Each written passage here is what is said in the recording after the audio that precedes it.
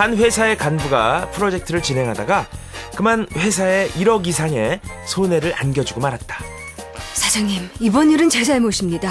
제가 책임지고 사표 쓰겠습니다. 사장은 자리에서 벌떡 일어나 간부에게 얘기했다. 무슨 소리를 하는 건가? 지금 우리는 자네를 위해서 자그만치 1억 원의 교육비를 지불했네.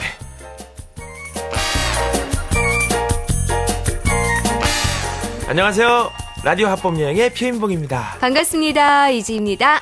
앞서 전해드린 이야기 말인데요. 예. 사실 1억 원이 큰 돈임에는 분명하지만 만약에 사장님이 간부의 사표를 받았다면 어떻게 됐을까요? 1억 잃고 유능한 사원 함께 잃고 그랬겠죠? 맞습니다. 예. 누구나 잘못은 할 수 있고요. 그러니까 무턱대고 질책하기보다는 재치 있는 말 한마디 건네보시는 건 어떨까요? 맞아요. 재치 있는 말 한마디가 그 사람을 더욱 분발하게 할 겁니다. 그래서인지 요즘 한 휴대폰 광고 카피 중에 이런 게 눈에 띄더라고요. 네. 10,000원으로 인간관계 회복합시다. 요거를 저는 오늘 이렇게 바꿔보고 싶어요. 말 한마디로 인간관계 회복합시다. 네, 그래요. 예. 자, 그럼 여기서 라디오 합법여행의 길잡이 경인교대 박인기 교수님 모시겠습니다. 어서 오세요. 어서 오세요. 여러분 안녕하셨어요. 박인기입니다. 예. 네. 그 질책하는 말이긴 한데 좀 유머러스하게 건넬 수 있는 말도 분명히 있겠죠, 교수님?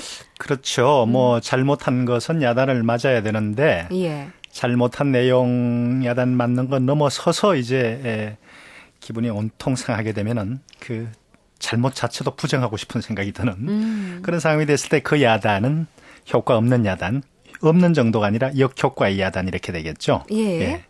네. 자, 이 시간에는 어떤 주제로 얘기를 나눠볼까요? 상처를 주는 말들을 좀 찾아보고 우리가 사실 알게 모르게 그 말 속에 상처를 많이 주게 되거든요. 그렇죠. 그래서 그 본인은 아무 생각 없이 이야기를 하는데 상대방이 많이 다친다든가 또 좀 강하게 책임을 묻는다고 한 것이 너무 지나쳐서 상대방이 견디지 못한다든가 이런 경우가 이제 되겠죠. 그래서 상대방을 잘 배려하면서 또 상대방이 스스로 자기 과오를 깨닫게 하면서 이렇게 말을 전할 수 있는 지혜, 그것을 좀 생각해 보도록 하죠. 사실 뭐 칼로 입은 상처는 약도 바르고 시간이 흐르면 아물겠지만요. 이 말로 입은 상처 평생 지워지지가 않죠, 사실. 네. 예. 그래서 이 무심코 던진 한마디가 상대방에게 상처를 주는 경우가 많은데요. 여러분들께 물어볼게요. 말 한마디 때문에 마음의 상처를 받은 경우들 있으시죠? 친정집에를 갔는데 위로 오빠 있고 밑으로 여동생 있는데 하루는 영화를 둘이만 쏙 가서 보고 오더라고요. 나는 왜 안 데리고 가냐고 그랬더니 결혼한 아줌마라 안 데리고 간다. 그런 말에 좀 상처를 받았던 것 같아요. 컴퓨터를 옛날부터 많이 접하고는 있었는데 기초적인 것에 대해서나 아니면 용어에 대해서 잘 모르니까 친구가 많이 짜증을 내더라고요. 같이 일을 하면서. 그런 부분에서 좀 구박을 많이 당하면서 상처를 입었죠. 이것도 모른다는 등의 그런 거 있잖아요. 이걸 모르면은 이거 몰라서 어떻게 쓰겠냐고. 컴퓨터 여태껏 뭐 배웠냐. 여태 뭐 하면서 지냈냐. 그런 식이 버리죠. 예전에 발렌타인데이 때 남자친구 만나러 나갔었는데 진짜 겁나 예쁘게 하려고 화장도 막 되게 열심히 하고 막 거의 1시간 반을 막 그렇게 열심히 해서 나갔는데 남자친구가 잘 떴거든요. 화장 떴네 이러는 거예요. 그래서 너무 속상했어요. 네. 야, 겁나 상처받았겠다, 진짜. 참 많은 표현이. 분들이 예. 다방면에서 상처를 받고 계시네요. 글쎄 말이에요. 겁나 상처받았다. 예. 그런 말을 쓰고 있군요. 야. 이를테면 이제 그 인터뷰에서 들어본 것들이 나만 따돌림 당하는 걸 느꼈다라든지 예. 조금 내 모자라는 것을 감싸줄 수 있는데 너무 구박과 면박을 준다라든지 예. 그다음에 내가 엄청나게 노력을 했는데 그걸 전혀 몰라준다든지 이럴 때 이제 조금씩 상처를 받게 되는 것 같군요. 예. 그래서 우리가 이렇게 상대방이 잘못을 지적할 때 사실은 따뜻한 배려가 필요하죠. 직원 서류가 어떻게 좀 잘못 작성이 돼서 올라왔을 때 그 직원을 막 나무라기보다는 이 서류는 국어 공부를 좀 더 시켜야 되겠군. 이렇게 이제 유머 섞인 그런 지적을 한다거나 회의 시간에 휴대폰이 울리면 이게 눈총 받죠. 예. 여기다 해서 면박 주지 않고 우리가 그 광고 문구에 선이 봤던 중요한 순간에는 휴대폰을 잠시 꺼두셔도 좋습니다. 아. 이런 거 잘 알려진 광고 문구로 예. 간접적인 경고를 센스 준다든지 있게. 이런 지혜가 좋죠. 예. 네. 참 오늘 얘기를 할수록 정말 해야 할 말, 또 해서는 안 될 말을 가려서 해야 되겠다라는 생각이 절실하게 드네요. 네. 자, 이제 꽁트를 만나볼 텐데요. 부모님들이 자녀에게 쉽게 내뱉는 말들을 모아봤습니다. 혹시 가정에서 자녀를 대하실 때 자신의 모습은 아닌지 스스로 한번 점검해 보시는 기회가 됐으면 좋겠네요.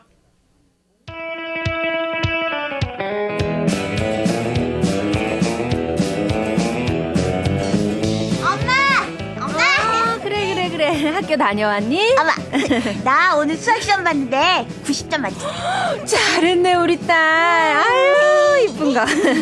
그런데 너네 반 반장 영철이는 몇 점 맞았니? 영철이? 응. 영철이는 100점 맞았는데.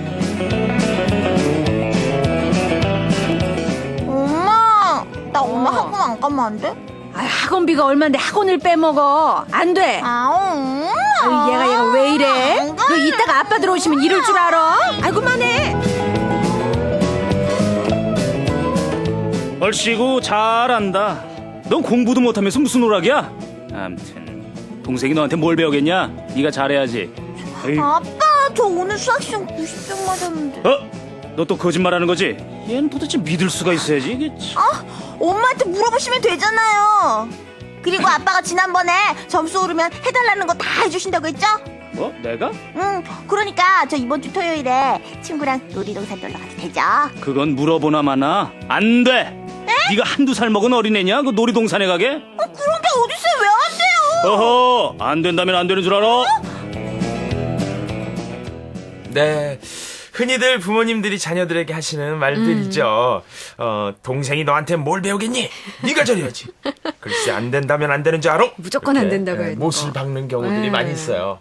네. 예, 그렇죠. 그 꽁트가 아주 재밌게 잘 짜여져 있는데 시험 90점 맞고 온 딸에게 너네 반장 영철이는 몇 점 받았니? 그래서 이제 비교를 함으로 예. 해서 그러니까 그 잘했다는 칭찬 이전에 더 잘하나 하고 비교함으로 해서 모처럼 그렇죠. 자기가 이룬 점수를 의미 없게 만드는 그러니까 좌절되죠. 예. 또 학원비가 얼만데 학원을 빼먹어 이런 대목에서는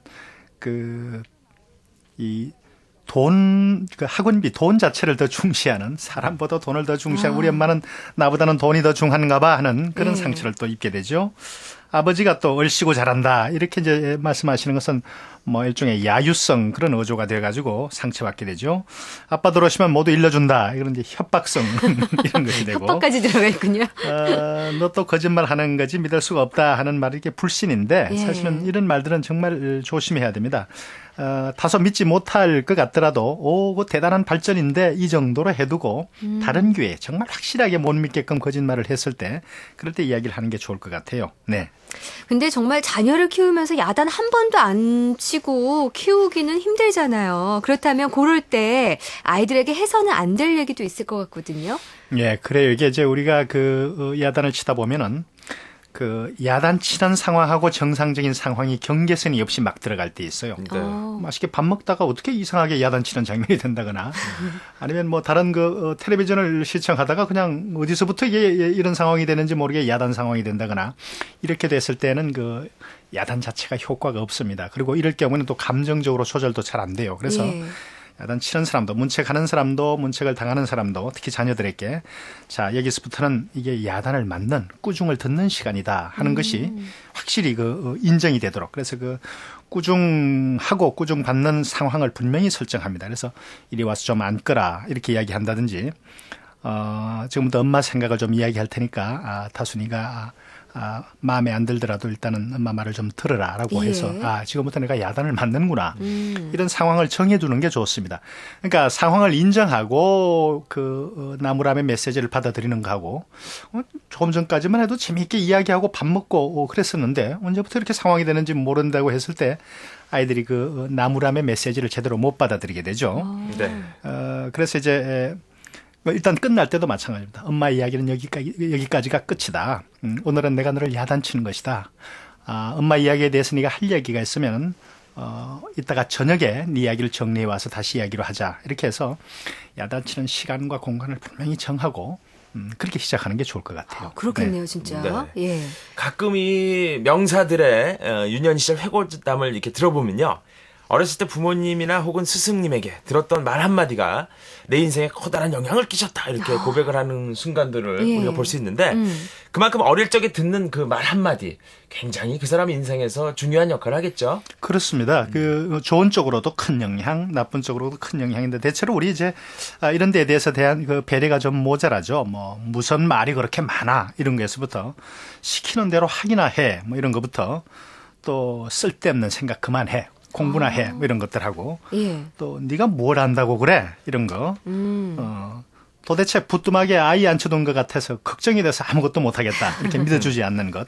이런 말들은 전부 부정적으로 작용하는 것들이죠. 네. 근데 말에 상처를 받는 거는요, 어린이뿐만은 아닌 것 같아요. 어른이 네. 된 후에도 그런 상처들 많이 받잖아요. 뭐 예를 들면, 눈은 고소형인데 말이야. 그래서 아래 위로 쭉 훑어볼 때 마음 굉장히 상하고요. 네. 또 여자분들 남자들한테 아유 입만하면 진짜 장동건이라고 내가 인정해주겠다 이런 말할 때 네. 꼭 집어서 이렇게 장점만 얘기해줘도 되는데 단점까지 부각시켜서 얘기할 때가 있어요.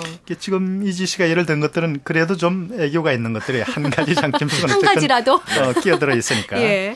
근데 이제 사람들 중에는 좋게 봐줄 수 있는 것도 굳이 나쁜 쪽으로 해석하려는 건데 맞아요. 요거는 좀 마음 바탕이 사실은 반듯하지 않은 사람들입니다. 그래서 뭐 참 용감하더라 이렇게 말해줄 수 있는데 능히 그럴 수 있는데도 경거망동한다 이렇게 이제 표현을 해요.